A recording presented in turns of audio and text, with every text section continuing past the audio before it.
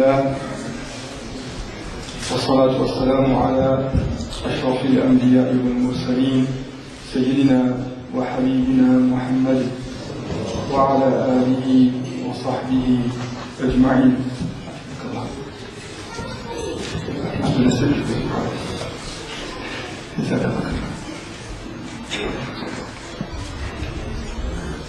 السلام عليكم ورحمة الله.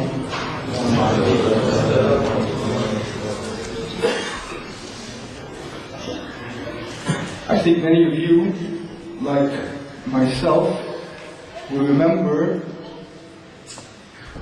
28 nights ago when we first saw that very delicate, beautiful crescent in the sky. I remember where I was, and I remember when I looked at it, and the feelings that came to my heart, and I read that beautiful dua of Rasulullah sallallahu alayhi wa sallam that he taught us to say when we see the crescent. And it's a beautiful dua, and it expressed everything that I wanted to voice with my heart, but simply could not find the words. And he taught us sallallahu alayhi wa sallam that when we see that crescent, Allahumma ahillahu alayna bil yumni wal iman wal salama wal islam. Ya Allah, cause it to rise over us with yumn, with goodness and prosperity. Bil-yumni wal-iman, and faith. Was-salama, and peace. Wal-islam, and loving, conscious submission to Allah subhanahu wa ta'ala with our minds and our bodies, and most importantly, with our hearts. And since that period of time, days and nights have gone by, and now we are getting ready to look for another crescent. Another crescent that rises in that horizon, in that sky. And in these last few days, we must ask ourselves, honestly, did we experience fortune and prosperity, inner fortune, inner happiness, inner goodness, inner safety, and iman and faith in Allah subhanahu wa ta'ala? And iman is from the root word of amn, safety and security with our qulub, with our hearts, and salam and peace and quiescence inside of ourselves, and Islam and the most beautiful submission of our hearts and minds and bodies to Allah, the Creator and Sustainer of us and everything. And Allah subhanahu wa ta'ala, through His loving rahmah and merciful love and loving mercy, Allah subhanahu wa ta'ala, I believe, makes every Muslim experience that. Every Muslim tastes of every Muslim tastes of more iman. Every Muslim tastes of salam, and every Muslim tastes of Islam. And such is Allah subhanahu wa ta'ala's love, that Allah subhanahu wa ta'ala makes us better. Allah makes us a different version of ourselves. And we all see that not only intellectually, but we live that. We experience a different me. True or false? True or false? We all see a different version of ourselves. A more beautiful version of ourselves. A more pleasing version of ourselves to ourselves and to Allah and His Rasul sallallahu alayhi wa alihi wa sahbihi wa sallam. We wake up when we couldn't wake up. As we heard in the Friday khutbah by Sheikh Ismail. We wake up, and we were never able to wake up before consistently for 28 days that early. And where we never prayed Qiyamul Layl, suddenly, and it's not a gradual process. We didn't do this over weeks. It happened literally overnight. It happened literally overnight. And suddenly we're praying Qiyamul Layl. And those moments before Fajr that are so beautiful and filled with barakah, in particular for istighfar and turning to Allah subhanahu wa ta'ala, you may never have done that before.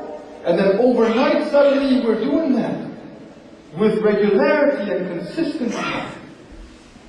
And attending Fajr in the masjid. The masajid are full of Fajr, or much fuller than they were outside of Ramadan. And I perhaps never did that, or never did that consistently. And then overnight I find myself doing that, coming to the masjid more often. Quran, what has been my relationship with the book of Allah subhanahu wa ta'ala? How much have I read of it? How much have I reflected on it? How much have I felt in it? And then, miraculously, a miracle of Allah Azza wa Jal, I'm reading it more. I'm even reflecting on its words, perhaps more. I'm hearing more reflections as well. And I'm finding my heart attached to the Quran in a strange and wondrous way overnight. Sunan, Azkar, Dua. I'm generous. I find it hard to spend and part with my wealth. And now suddenly I find my heart soft, caring, empathetic to others in need. And I start to give.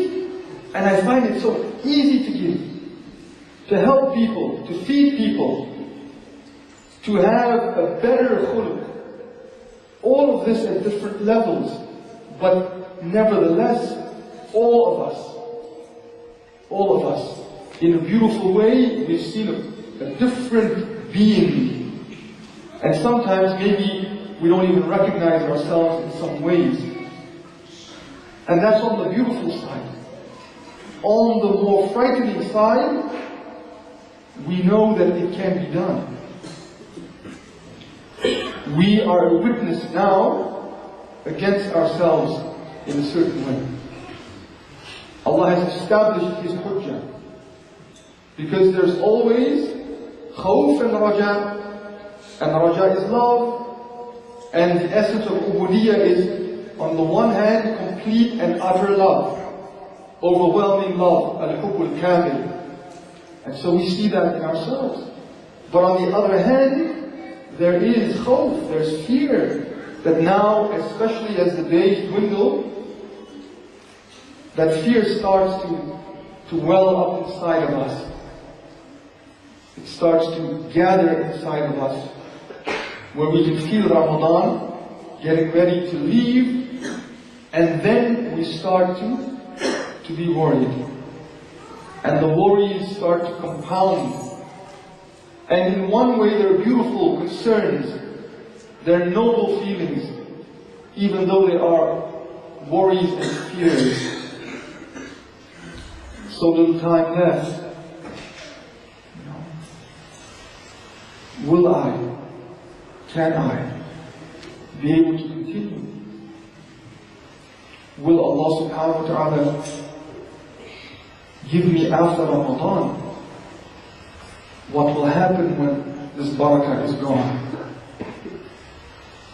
And I now start to think about Eid, but in a different way. The Turkish poet says that he or she who fasts from passing pleasures at their Eid knows love itself. He who fasts from passing pleasures, as the Eid knows love itself. And love is a capital L. Because Ramadan is about fasting from false loves and false attachments in order to arrive at the attachment and the love, subhanahu wa ta'ala. And Eid for us, those who, all of us, who have been experiencing Yumn and Iman and Aman and Salam and Islam, Eid is what gift will Allah Azza wa Jal give me when Ramadan departs? What gifts has Ramadan brought for me, and what gifts will remain when Ramadan goes? And would that Ramadan not leave and take its gifts with and leave me bereft of that? So what are those gifts? Well, what is Eid? Ada ya'udu means to keep coming back. To keep coming back. A day of celebration and a day of happiness that keeps returning. Does it return this Eid once a year? Formally, yes. But perhaps that's not the intent of Eid. That's the day when Allah Azza wa Jal, inshaAllah, writes for me Yumn and Iman and Aman and Salam and Islam permanently. And that is Eid. So Eid is not about suddenly being free now. I was imprisoned during these 30 days and now my nafs bursts free. That's not Eid. That is not Eid at all. Suddenly now I'm free and now I live my life with Iyadu Billah, with a vengeance, as though I tell Allah Azza wa Jal with the tongue of my heart, you made me fast, now I will show you what I go back to in my life. And perhaps some of us do that. That's what Eid is to us. Because the moment Eid comes, I run loose. I run loose. And Eid is not about new clothes. Though alhamdulillah, that's allowed. And that's an expression of something. Eid is not about different varieties of food. Though alhamdulillah, that's allowed. But it's an expression of something.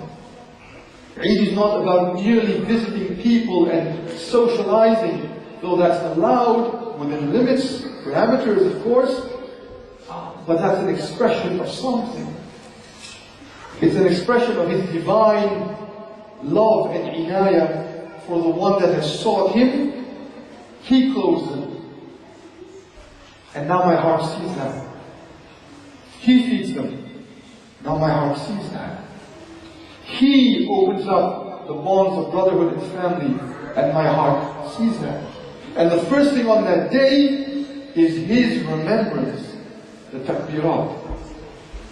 First thing on that day, that's the celebration, that's the feast. That's the feast for the one that sought Him in Ramadan. There is no more delicious food, there is no more greater pleasure, no more increased delight than those moments of takbir and dhikr of Allah subhanahu wa ta'ala. And the salah itself is different in glorification of Allah subhanahu wa ta'ala because of His guidance. And remember we said that guidance is my change. The change of my heart. So this is what I hope to see in the new crescent. This is what I hope for in that new crescent. And with all of the work that we've done, alhamdulillah, and all of the sacrifice we've done, these are the days in which we feel concerned and worried, and we feel poor. We feel poor. Allah subhanahu wa ta'ala tells us, Ya ayyuhan nasu أنتم الفقراء إلى الله والله هو الغني الحميد إن يشأ يذهبكم ويأتي بخلق جديد وما ذلك على الله بعزيز. Allah Ta'ala says, O people, أنتم الفقراء إلى الله. And our Shaykh will tell us better, but actually, if you wanted to say it in general in Arabic, you say أنتم فقراء. Because the mubtada and the khabar is usually nakira, it's usually indefinite. أنتم فقراء, you are poor. When it is al-fuqara and the khabar is ma'rifa, يفيد الحصر. It indicates that all poverty is in you. أنتم الفقراء, says Allah Azza wa Jal. أنتم الفقراء إلى الله. You are completely destitute, needy, wanting, deprived in Allah subhanahu wa ta'ala. You are indigent to the utmost, in the utmost sense to Allah subhanahu wa ta'ala, needy to Him with every cell of your being, with every breath that you take, with every beat of your heart. أنتم الفقراء إلى الله, says Allah Azza wa Jal. You are poor for Allah subhanahu wa ta'ala. You need me in every way. Wallahu huwal ghaniyul hamid. And Allah subhanahu wa ta'ala is free from need. Al-Ghani. Allah needs nothing, no one. He does not need me, He does not need my ibadah, He does not need my dhikr, He doesn't need my shukr, He doesn't need my ta'ah, He doesn't need my love, He needs nothing from me. But Allah Ta'ala is Al-Ghaniyul Hamid, the one who is praiseworthy, because even though He doesn't need, He gives.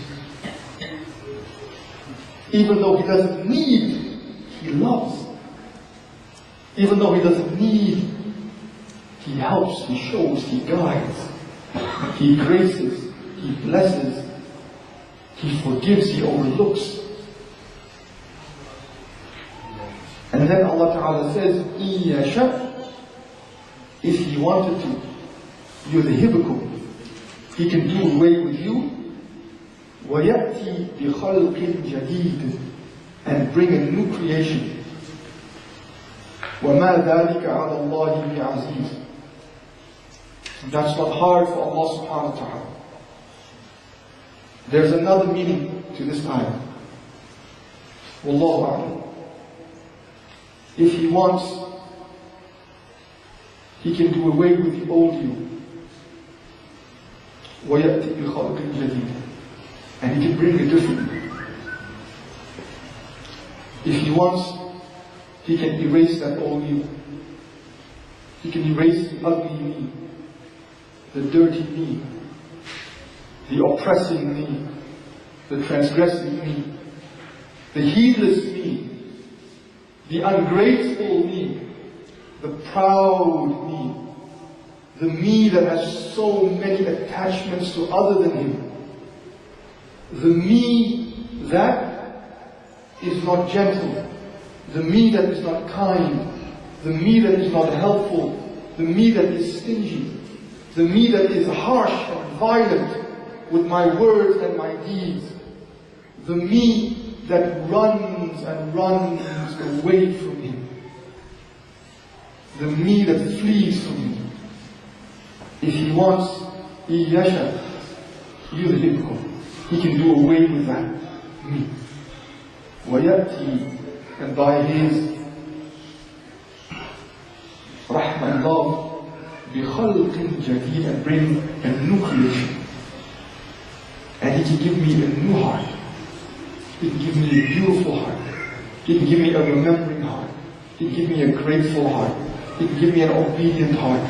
He can give me a loving heart, a gentle heart, a gracious heart, a forgiving heart, a pardoning heart, a helpful heart, a loving heart, a kind heart, if He wants. إِن يَشَأْ, if He wants. يُذْهِبْكُمْ وَيَأْتِي بِخَلْقٍ جَدِيدٍ وَمَا ذَلِكَ عَلَى اللَّهِ بِعَزِيزٍ. That's not hard for Allah Azza wa Jalla. That's not hard for Him. He can do that for everyone and anyone. And then that month of Eid, that crescent, and that day of Eid, that is a life of unity and aman and iman and salama and Islam. In these days, I advise myself and you, the closest and fastest door to Allah subhanahu wa ta'ala that the ulama all tell us, أقرب باب دخل به العبد إلى ربه باب الفقر. The fastest way to Allah Azza wa Jal is to recognize my need for Him. The fastest path to Allah, the nearest and the most certain path to Him is when I recognize my need for Him. And the ulama say that need, the stronger that need is, the more I feel with the depths of my qalb that I need Him, that I cannot be without Him for even the blinking of an eye, that my bankruptcy with Him is total and complete, that whatever I do and whatever I think I am and whatever claims I may have, I must dismiss them. أقرب باب إلى الله سبحانه وتعالى باب الفقر الافتقار المحض الصرف, complete and utter bankruptcy before Him. يا أيها الناس أنتم الفقراء إلى الله. O people, you are poor and needy and destitute and indigent for Allah subhanahu wa ta'ala. وَاللَّهُ هُوَ الْغَنِيُّ الْحَمِيدُ. And Allah is free from wants, to be praised. إِن يَشَأْ, if He wants, يَأْتِي بِخَلْقٍ يُذْهِبْكُمْ, He can do away with you. وَيَأْتِي بِخَلْقٍ جَدِيدٍ, and bring a new creation, a new me. وَمَا ذَلِكَ عَلَى اللَّهِ بِعَزِيزٍ. And that is not hard for Him, subhanahu wa ta'ala. May Allah subhanahu wa ta'ala make us of those who turn to Him with our hearts, with the depths of our hearts, in need, in want, in destitution, in poverty, in impoverishment, in indigence, to seek Him in these last few remaining days and ask Him for the grace and bounty that He wants to give us, that we must admit who we are first. May Allah Azza wa Jal make that moon that is to come a moon of yumn and amn and iman and salama and Islam. سبحانك اللهم وبحمدك ونشهد أن لا إله إلا أنت نستغفرك اللهم ونتوب إليك. والسلام عليكم ورحمة الله.